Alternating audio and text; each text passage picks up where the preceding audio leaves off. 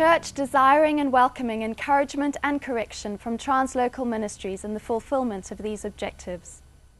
Why is it important for a church to pursue encouragement and correction from translocal ministries? I think how we see the local church is pretty important. The local church is not meant to live in splendid isolation. The command is go into all the world and make disciples of all the nations. The way the early church did that was to go and plant churches, where churches form people into disciples, and the kingdom continues to grow. But a church is not meant to live only for itself. And Jesus ascended on high. He gave some apostles, some prophets, some evangelists, some pastors and teachers. The whole advance of the kingdom will be promoted through those ministries. They will help advance the local church. Without them, we lose the benefits they bring. So if we never have exposure to an evangelist, we'll have the results of that.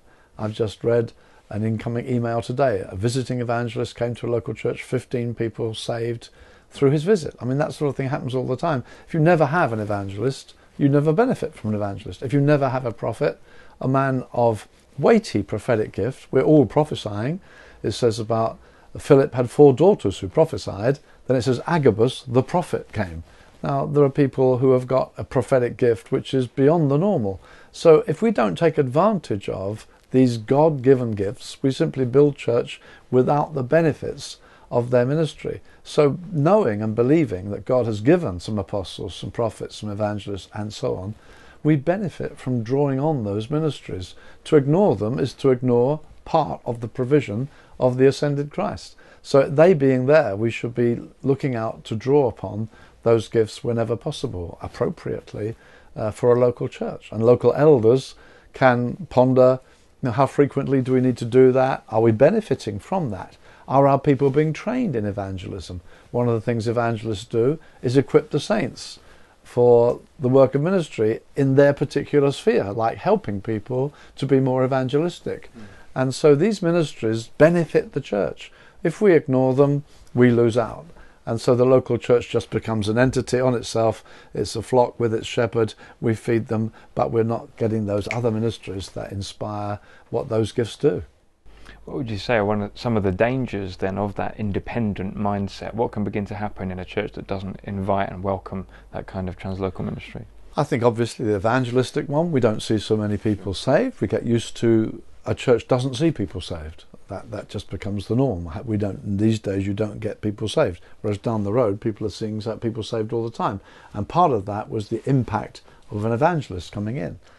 Similarly, you can begin to just be unaware that you're part of a global, on a mission people. You just lose the contact. If you never have exposure to the sort of thing Paul did, he wrote and said, I've been to this place, I've been to that place, please pray for me as I go to that. So a local church in the New Testament would have been caught up in prayer for whichever apostle they were involved with, say Paul. So Paul writes to the Philippians and says, pray for me, and others, pray for me. I've got an open door here. Pray that I'll have freedom to preach the gospel. So you are caught up with world evangelism, mission advance. You are reminded we're part of something broader. I think that's a huge part of the involvement of travelling translocal ministries. They come in, they can help bring objectivity, encouragement to the local church. If I'm visiting a church, people are often asking me, what did you feel, anything about us? What did you observe, the way we do church?